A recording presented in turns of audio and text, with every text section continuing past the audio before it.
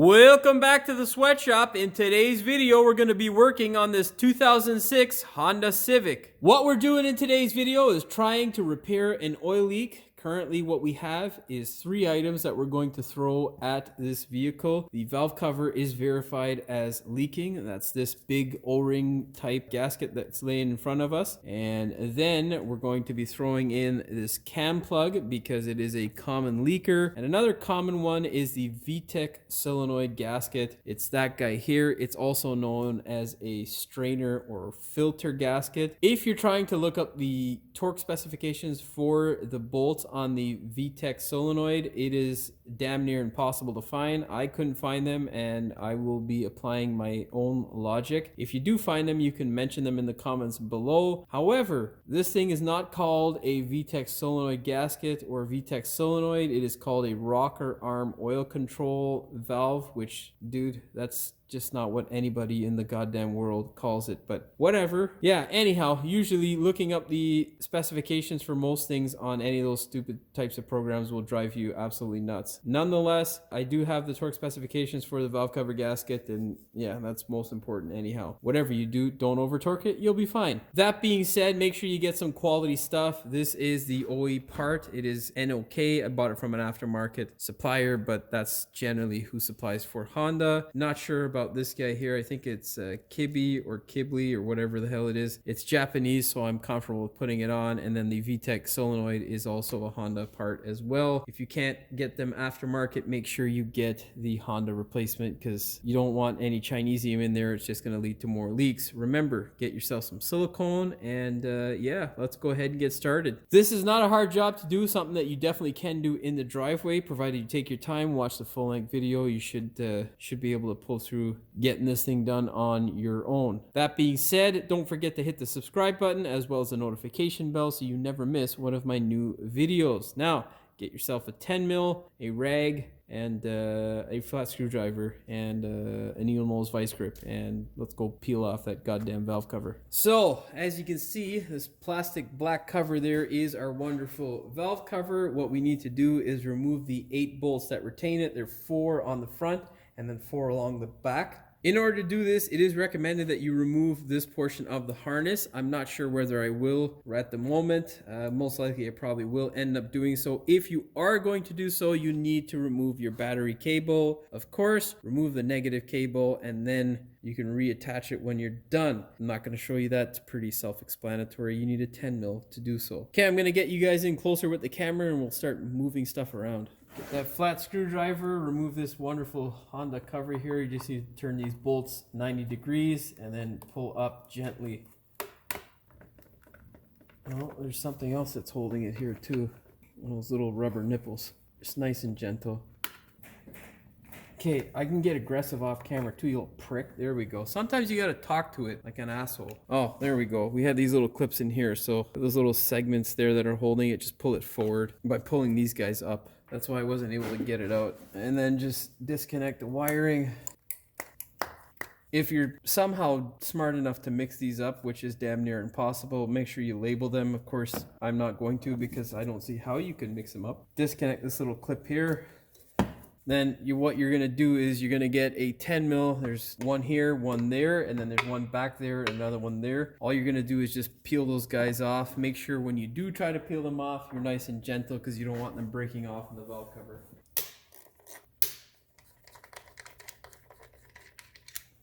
Put those bolts in a safe place. Don't lose them. Get a shallow.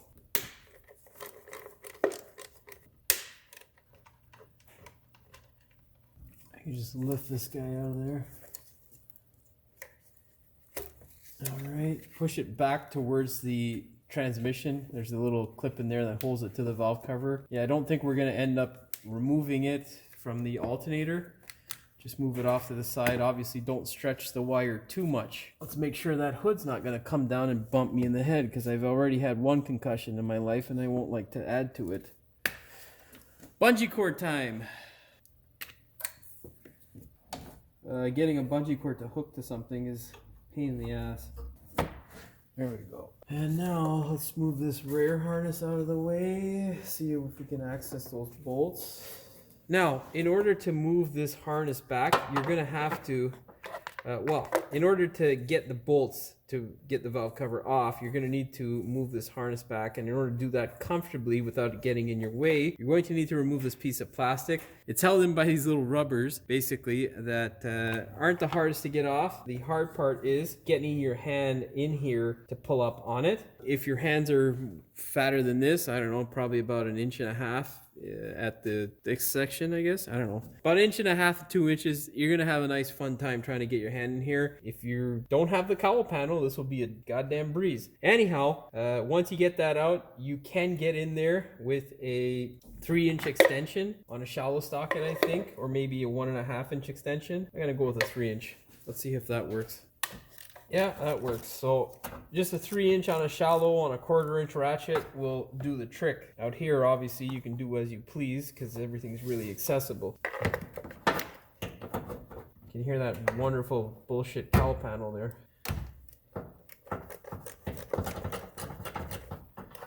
I'm going to trade out my impact for a chrome socket because those are even smaller. It's going to make my life a little bit easier. Of course, you can use a power tool if you like, not really necessary. However, it will make this process a lot faster. Yeah, get the hard ones out first. Definitely makes your life quite a bit easier. Oh yeah, it's nice and wet, so definitely have a problem with our valve cover. So that confirms our leak. Oh, dude. Yeah, you gotta have like miniature hands to get in here, you know, and I think that's the way it is with most vehicles nowadays. Miniature hands and ginormous arms to lift those friggin' tires, because, you know, 20-inch tires are now the standard across the board. Well, anything that's way too big for a car, it's just standard. It's a rather annoying thing. Now, we're obviously going to do the VTEC solenoid and all that when we have the valve cover off, because doing it the other way would be stupid. It's rather hard to get in there. Oh, this one feels like it's rusted. Make sure you get the bolt on all the way. There we go. Okay, you know what? My hands are getting tired. Use a regular ratchet to crack it open. Well, even this one would work, but this guy here I love because, yeah, makes life so much easier. I think Stanley may have discontinued them as well, because I tried buying the 1/4-inch version, and yeah, it was nowhere to be found. Yeah. Oh, the socket's just a little bit too short. Oh, did we get it? I think so. I get it, Godfrey? Huh? I got it. Part of the job of being a mechanic is feeling around in the dark, trying to get the hole and, you know, put the bolt in the hole. It's not a lot of fun, that's for sure. Can be in the right setting, but the industry is not very friendly. Number 4. Now the fun part, take you like 2 seconds to do this. Don't forget your dipstick. And of course, needle nose pliers. Get this guy off here. And then very gentle when trying to move it. You don't want to be overly aggressive because you will screw it up. Just grab a flat screwdriver. I'm going to just pry back on this guy gently here and separate it. Ow, I hit my pinky finger. All right, just do that. There we go. Now, with the valve cover, you got to be very gentle. It is plastic and it will break because it's plastic. So what you want to do is just work your flat screwdriver or even a flat pry bar underneath and just slowly lift up, but try to lift up as much as you can from all over. Supporting it basically is what I'm trying to get across to you. Now, another important thing, before you pull this thing completely off, if you have a lot of dust and shit like this that's all over the engine, blow it off before you pull it out. You don't want that shit getting into your engine. This one here is not really too dust covered, so we should be okay. All right. Okay. Yeah, the engine's in okay health, not too bad. And if you're curious as to whether it's leaking, you can see the fact that the gasket itself is completely wet here. Oh, it would help if I had it in frame. Now, if you're confused as to how to tell whether it's leaking, you can see here that the gasket is completely wet throughout the sealing surface. There's nothing that's dry. It's a little bit dry here. That indicates, of course, that it's wet. Now, surprisingly, the gasket isn't extremely hard. It's actually still pretty pretty malleable, which indicates that it's not terrible. However, it's not doing its goddamn job. So another thing you're going to need is your silicone gun. Right now we need a rag and a flat screwdriver to clean all that shit up. Let's also put this on the bench. Now, because we're doing other work in my case, what I'm going to do now is get a nice plastic bag or rag and just lay it across the top of this guy. We don't want this shit we don't want any of this shit from my hands or anything else going into the engine. Any of the crud or crap that can make its way into the engine will be very bad for your engine. That being said, if you're going to do the cam plug or VTEC solenoid, doing it with the valve cover off is the absolute best way. Okay, first things first, we'll take care of the cam cover and then, or the cam cap here, and then we'll try to, well, I'll try my best to show you the VTEC solenoid. It's not really easy to see because it's in the back here. Right here is where it is, and that gasket is a real pain in the ass, or that solenoid is a real pain in the ass on this car to get off. That's enough rambling. Now, this is not a hard thing to do, but it can be a bit tricky. You got these plastic little tabs that hold in the cam cap. What you don't want is for them to end up in your timing assembly somehow. So you want to be gentle with it and kind of sneak it out. I think you can see them from the backside here. Yeah, we can. So what we're going to do is basically just feel around with our flat screwdriver in there and see if we can get that thing to separate without breaking. Essentially, we don't want any foreign objects inside of our engine. Put a little pressure on it like so, and then I'm going to go get my right hand hook. Well, it's currently on vacation, so let's pick up another one. Basically, you're just going to grab a hook like this there, and then basically from the opposite side inside of the engine, you're going to try and get those guys out. Of course, the right hand hook that I have is slimmer than this guy, and this guy won't fit in there. So now I got to go look for it. Son of a bitch. Where are you? There's the guy right there. KD tools to the rescue, baby. Just be gentle with it, you know. Even a flat screwdriver would do the trick too. No need to have a hook. It's just kind of easier to wiggle the hook in there. There we go. Let's get that guy to separate nicely. Now, if you do end up breaking a tab, it's not the end of the world, okay? I can see here, they all came out. But if you do end up breaking a tab, it's not the end of the world, provided it doesn't get between the chain and the gear. Of course, it's most likely going to chew it up. However, and you can see there, we're leaking from this guy here too because it's wet. So yeah, wonderful. And it's not just wet on the bottom because that wouldn't indicate a leak. If it's wet all around like that one was, or the majority of the way around, that's how you know you got a leak. Civic on! One thing I will say is a lot of guys might ask, the reason why it is you don't just replace, I shouldn't have auto zoomed. Now the reason why it is you don't replace just the O-ring and you replace the whole cap is because obviously this is plastic, and over time it gets really brittle, especially with the exposure to the oil as well as the heat and then constant cooling. Not a good thing. Of course, wipe up the hole, grab your silicone gun. You're going to put a nice layer of silicone around here. People also, you know, just because it's a new gasket or a new product will say, well, you know, it's brand new, the O-ring has to do the sealing. Yes, that's all true, but I've been doing this shit for a long time, and the worst thing is having a customer come back because something that you repaired is leaking because there is, you know, what we usually get, a difference in size or some kind of potential pitting that may happen. It's not common, but it can happen, and I don't want to be on the receiving end of my own stupidity. So silicone is your friend. Yes, it does cause a little bit more work if you ever have to service the thing again, but that's part of the job. So yeah, just a nice thin layer, nothing spectacular. Okay, that's all it is. See, I had a little bit of oil on it and I didn't notice. I'm kind of weird. You can see there's a flat line across. I like it to line up and be flat with the cylinder head. You can of course put it in as you please, doesn't really matter. What you're going to do of course is just be very gentle when trying to put this in. Use a flat screwdriver to push those tabs in, and you want to be very gentle, my friend. This is not stuff that's you know, built for ogres to push in. So yeah, you don't want that sort of shit to happen right there. Get the back in there, guy. There we go. Once you get them all four in, line them up, just slide it on home. See? Dunzo. That guy's in there. It's not going to leak. It's slightly off. It's not at the perfect angle, but whatever. That doesn't really matter. Now, help yourself. Go ahead and grab that nice piece of cloth or bag. What I'm going to do is simply just wipe down most of this here. Once we get most of that loose debris and material off, we are going to go around with a scraper and scrape off the hard crap and prep it for our new gasket. Once I'm done that process, then I'll tackle that nice solenoid. Okay, so hopefully you see a difference with me scraping with a rag just the crap off. Now, what we're gonna do is basically take a scraper like so and just move away the crud and material. You wanna get this stuff around the bolts as well. The reason being because you don't want this shit or the crud in this area here to basically hinder the way that your valve cover and valve cover gasket mate with the surface.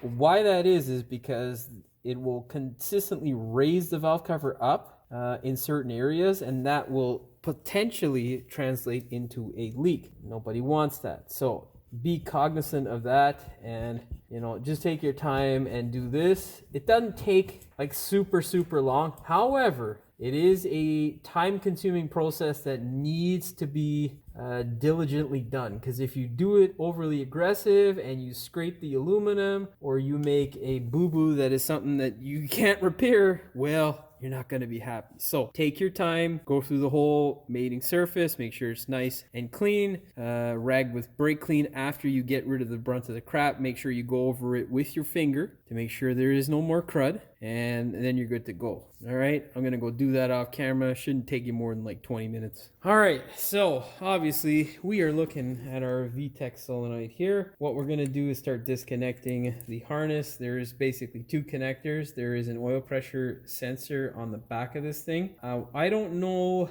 whether I can access or have more room down there to film. However, there are, from what I can see at the moment, 4 bolts that hold your solenoid onto the block. There are 3 long bolts, not these 2 here. There are 3 long bolts, and then there's 1 short one here. The short one just holds this little bracket. You're gonna get rid of all that stuff. Unfortunately, there's obviously not much room to film. The best thing would be for me to remove it and then show you exactly what it is that I am talking about. Of course, make sure you don't forget your rag, cover up your head. I'm gonna put this thing up, and then obviously, depending upon what I find, I will tell you, and then we'll go from there. This is the VTEC solenoid. This thing is a bit of a pain in the ass to get off, not the absolute end of the world. Now, there are a few things to look at. We did have a bit of a leak from this guy here because there was oil coming out of the top region here. The other thing you want to look at to confirm that you have a leak is you basically want to push down on the gasket. Now, this guy here is not very hard. It is relatively supple. Now, what that indicates is that the gasket itself is not terrible. However, it was leaking because we had a little bit of oil up around the top here. Now, when you do pull the valve off, you can't take any oil in the bottom region as a leak. The reason being is because, well, this valve is full of oil and it will piss oil out on the bottom of the gasket. But if you see it up around here in this region here, then I think that is a leak. Could be wrong, of course, but hey, whatever. Now, to get this guy off, there are 4 bolts. You got 1, 2, and 3. They are all the same length, and they are held on with quite a bit of force. Now, this guy here is the short little one here that holds in the bracket. That one there is not held in by much force. However, it can be a bit tedious to get to. This is the tool that I use to remove all of those bolts. The 3 long ones were removed with a 3-inch extension, and then this guy here was removed, the 3-inch extension, and just the 1/4-inch ratchet and 10mm socket is what I used to remove that wonderful thing. That being said, there are a couple more things that can possibly leak on this unit. There's this sensor, which looks to be 100% dry of oil, which is nice. If you see any oil residue in this area, the sensor's junk, replace it, because replacing it on the car is a pain in the ass. However, it is a little bit pricey, so make sure it is leaking. There is apparently an O-ring or a seal in here that my buddy tells me about that potentially could leak. This one is not leaking because obviously it's dry. However, if you got oodles of cash lying around, you probably wouldn't be driving a Civic, but if you do, and you are, you can go ahead and replace those sensors. Make sure you get some quality stuff. Don't get the Chinesium stuff. Just get some nice Japanese stuff. Now, let's go ahead, remove this gasket. All you got to do is force into it. This is a lot harder when you have... Oh, don't nick it, did I? No, not the aluminum. The aluminum, I don't care about the gasket, obviously, because we're replacing it, but let's just pry into this goddamn filter housing here and just lift off. Oh, come on. What's your problem? There we go. Just lift that guy out of there. All right. Now, what we're going to do, you can hear the brittleness there. You can see the dry spots there indicate where it's not leaking, and the wet spots indicate where it is leaking. However, for us, we're going to be rubbing our new gasket in a little bit of silicone. Again, you're going to hear the people out there say, what's the new gasket, blah, blah, blah. Yes, that is true. But silicone is like insurance. It's an extra layer of protection. And you don't wait to get insurance when you have the goddamn problem. You wait for the problem to occur, fix it, and then... Well, not in the medical sort of way, but with this shit, you wait for the problem, you fix it, and then you put a little insurance when you do fix it in the form of silicone. Now, I'm going to brake clean this, put this back together with our new gasket and a little bit of silicone. I'll show you before I put it. It's going to take a little bit for me to brake clean this because I got to get the rag in there with brake clean and a little screwdriver. Should be fun. Also, you want to inspect this guy here to make sure it doesn't have shards of metal because that's never good. This one looks to be in good shape. You can now toss it in the garbage. All right, I'll be back.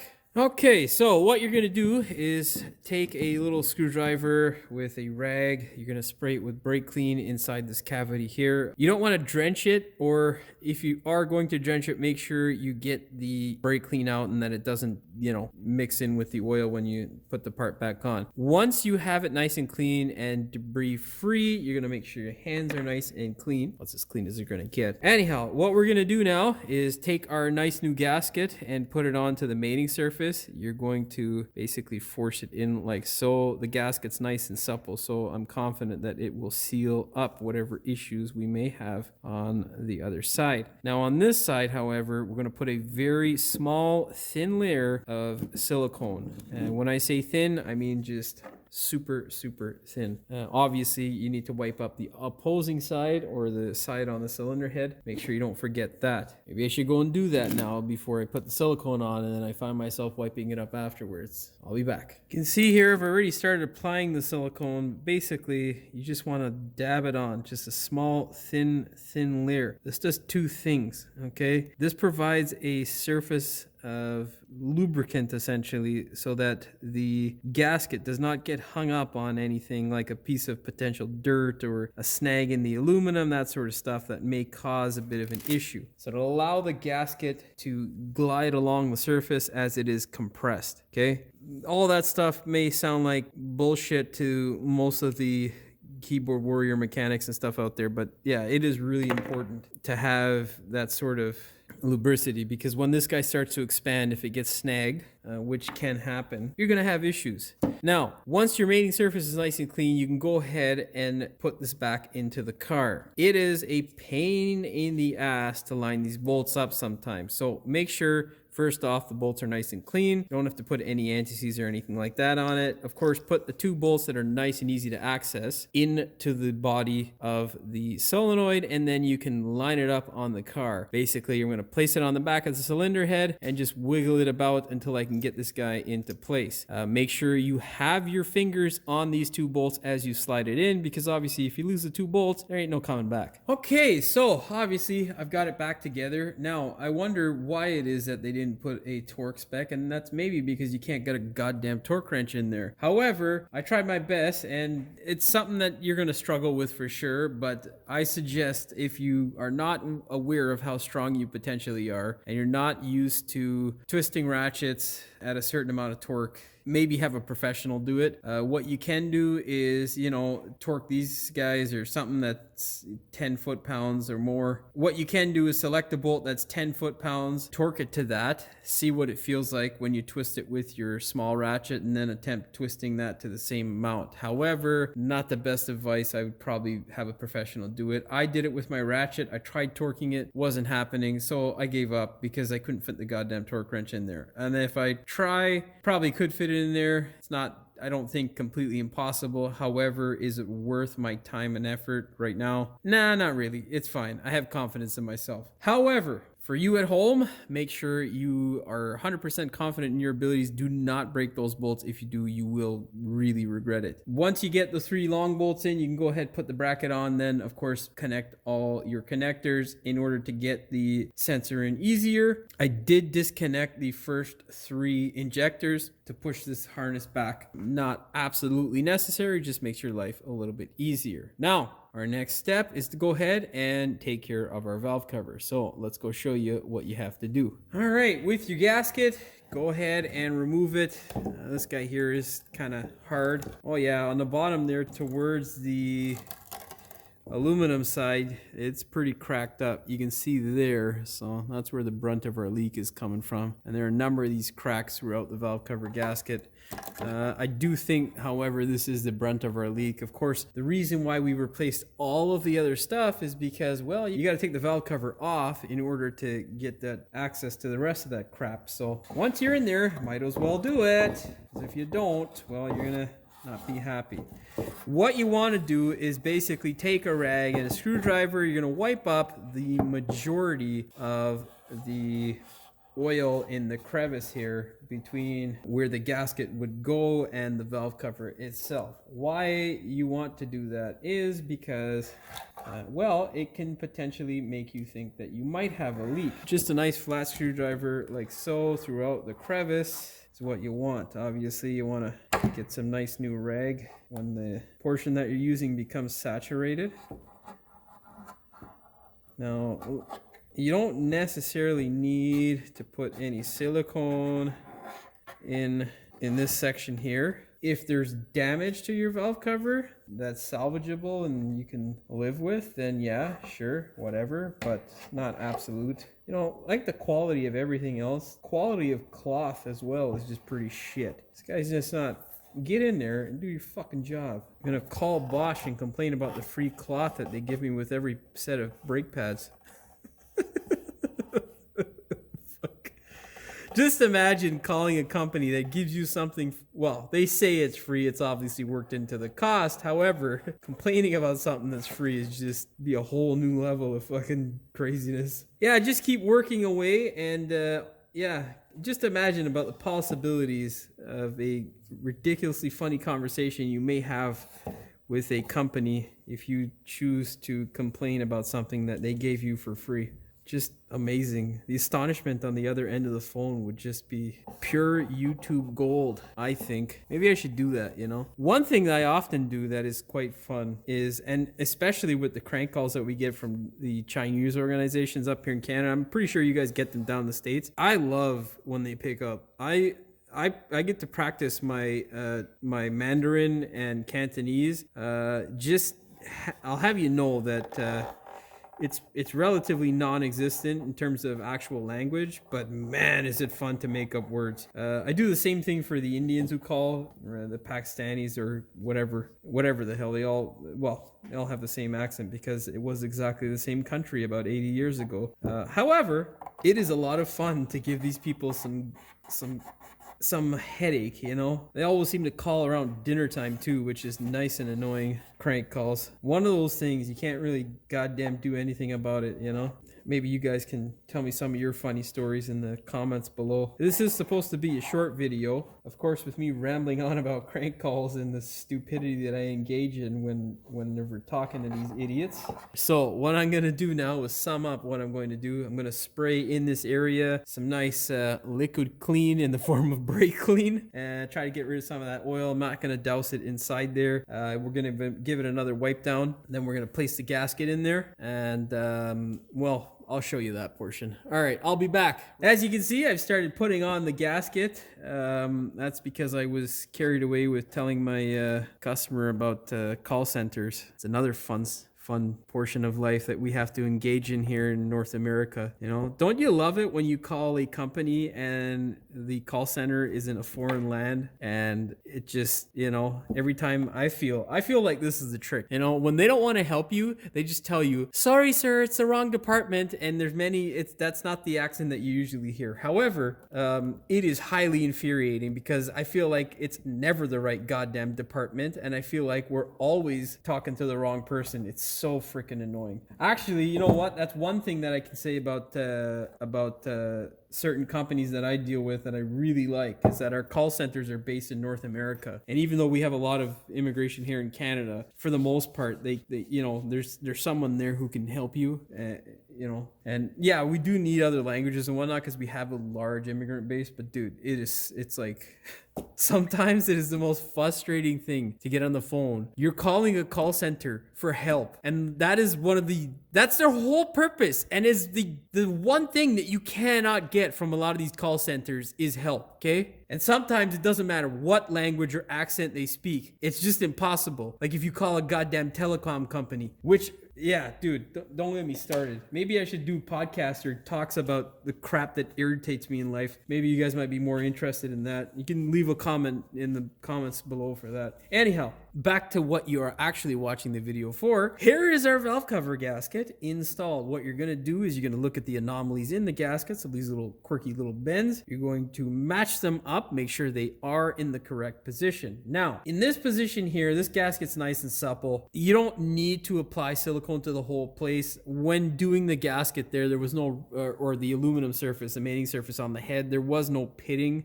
So I'm not going to put any gasket maker throughout the gasket. However, we are going to put it in a spot that is needed, where you cannot avoid putting the gasket maker. That is where the timing chain cover meets the cylinder head. So this is now done.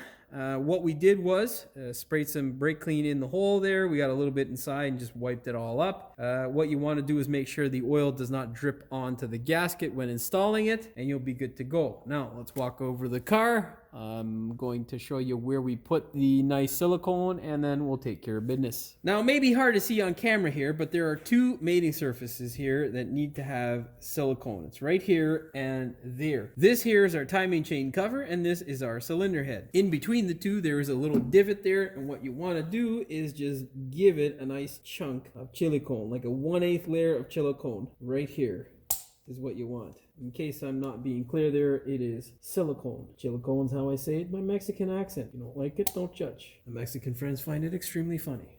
South American / Mexican, actually, because we don't have too many Mexicans up here in Canada. We need more of you guys, so yeah, come on by. All right, now what we're gonna do is take our valve cover and plop it into place. What you want to do when doing this is be extra gentle and careful. You don't want the gasket to get snagged on anything. If it gets snagged on anything, it could come out of place possibly, and that would lead to a leak, which we're trying to fix. Now, remember, it could be kind of confusing because the bolts look and appear as though they are in the same place. However, you have your oil dipstick, which is your saving grace as to where this thing actually goes. Now, remember, our goal is nice and gently, okay?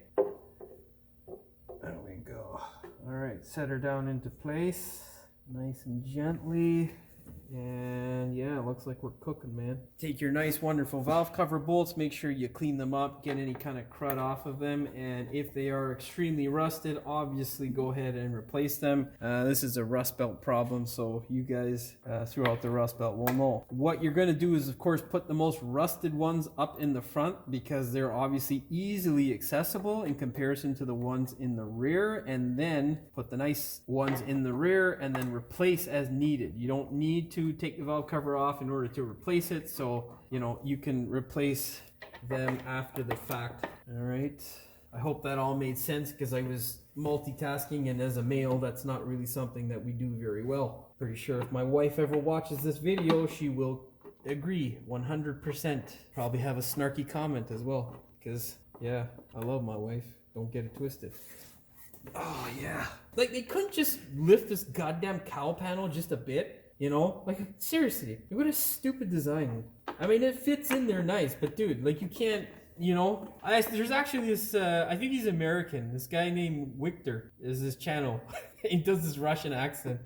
It's pretty funny. But yeah, he did a video recently where he basically showed a Mazda 3 that has its fuel pump accessible. Like you can access the connector, but the goddamn hole is so small you can't actually get in there to remove the pump. Which is stupid because every other manufacturer in the world, including Mazda from the past, has built it where you can access and remove the fuel pump. And this is exactly what this feels like. It's just stupidly designed, man. It's like, dude, come on. Why? Like mechanics, we have feelings too, bro. You know? Anyhow, Victor was right. All right? Best friend, buy one. I might actually post a link someday if I can get my Amazon set up. I was doing it early on in the channel, but yeah, time and effort, right? Time, my friend, is always something that we never have in the sweatshop.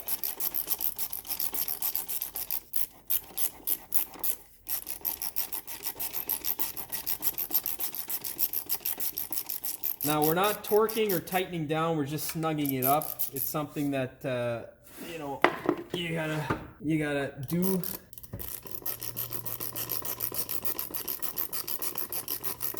You know, back in the day, there was a Chinesium one with a square drive in the bottom of the handle. That was really nice. I really love that right now.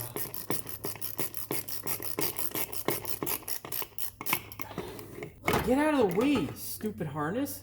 Jesus. Mother.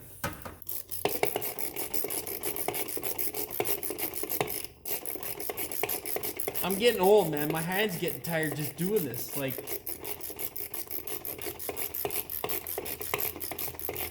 god damn, I gotta take a break. Oh, this left hand is mother. 1, 2, 3. Oh, that was too much torque right there. That'll be fine.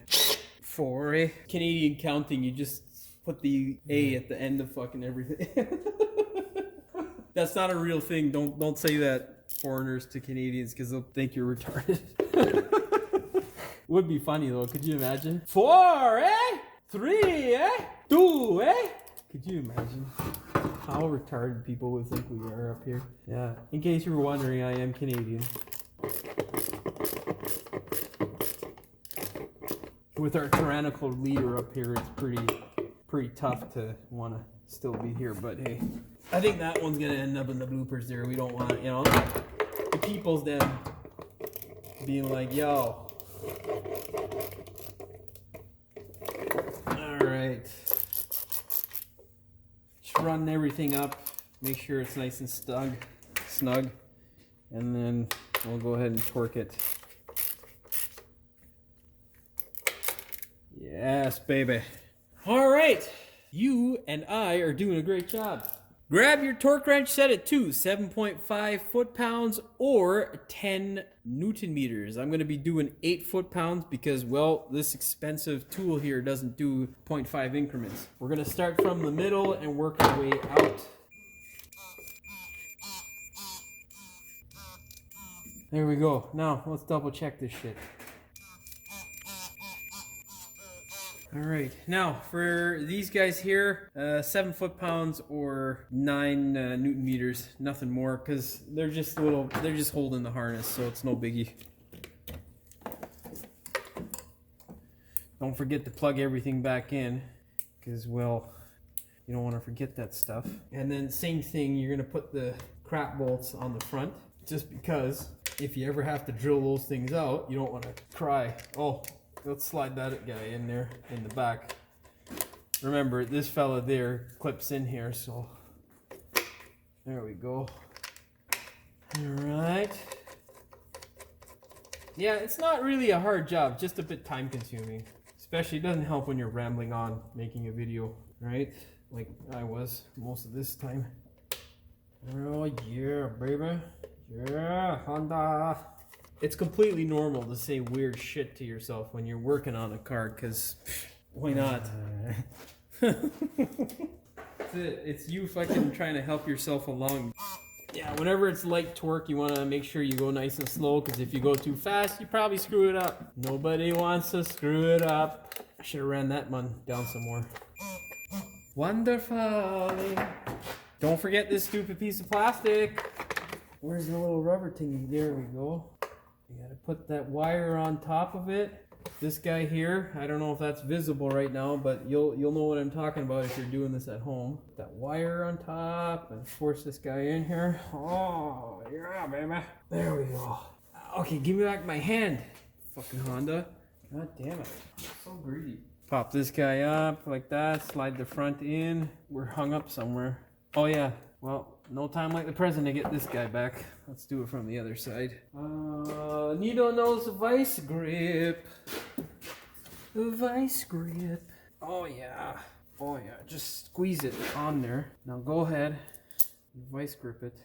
And now we can put this guy in here. You want to get the front to sit nicely and then force it in. And put those guys in. Get your screwdriver. Twisting. That's it. We're done.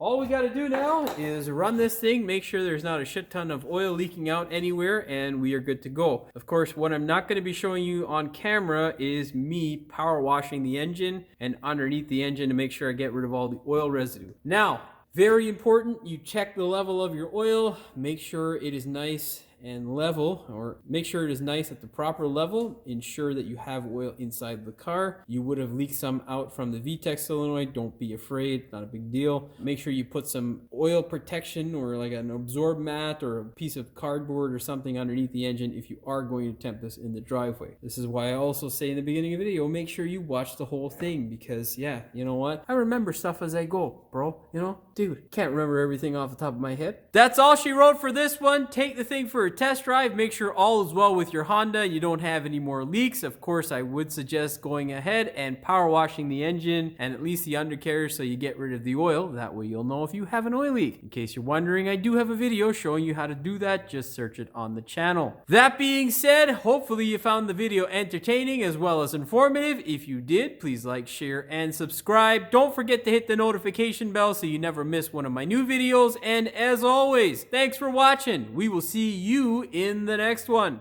Oil solenoid or oil valve gasket, commonly known as a VTEC solenoid gasket, which I've been calling it, but of course when you try to look up the torque specs for it, they don't know it as what we regularly call it. It's so much fun. I should not put that in the video. If you're trying to look up the oil specs, moron. If you're trying to look up the torque specs for the VTEC, the wonderful programs that we use to look up torque specs usually have their own terminology that is, in my case, usually, this is fucking retarded. This is not a hard job per se. It's just something that can be a little bit tedious to do if you're not sure. What the fuck am I saying? God, it's what happens when you don't record for very long. I think that's a good overview. If I could fucking find one. Oh, for fuck's sakes. Sometimes getting a bungee cord, yeah, that's not gonna fucking work. It's held in by these little rubber shit. La, la, la, la, la, la. Come on, you little shit. This will be like 2 minutes in real life and like 10 seconds when I speed it up. Get the fuck... Just yank this mother sucker. Come on. I said sucker, YouTube, not fucker. Well, that's a blooper now. Fucking time to work. There we go. Now I hope you can understand why it is we're doing this with the cam cover off. If you can't, well, I suggest you don't do this job then. The reason why, of course, is because we don't want any of this shit going into the engine, and we want to be prepared because that way you can see, and obviously you can't access the back of the plug with the cam plug. Why am I explaining this? That just fucking stupid. Now, where the fuck is my chili cone? Chili cone! You have one that's not in fucking frame right now. I just dirtied that new one, but anyhow, you don't want to drench it. Regardless, I am going to dab just a little bit of silicone on the edge, and what I mean is a very, very little bit. We are not looking for any silicone, and we're not going to put it on right now. We're going to do that on the face of it. Well, that's kind of confusing, Jimmy, so we're going to delete that shit, put in the fucking bloopers. You got to take the goddamn valve cover in order. Remember that free hot dog you gave me? I don't know why I said hot dog, but that opens up a whole new can of worms. Yeah, that whole fucking clip's going on bloopers right there, buddy. Yeah, I don't care. This is our timing chain cover, and that is our cylinder. Yeah, excuse me. Force up on this fucking piece of shit, cocksucker. Fucking control panel. Like, who makes this fucking shit? Push that fucking wiring out of the way. Grab your torque wrench, set it to, son of a bitch. Grab your torque wrench, set it to 10, oh, no wait, that's not right, fuck. I just read it too, like an idiot. Fuck.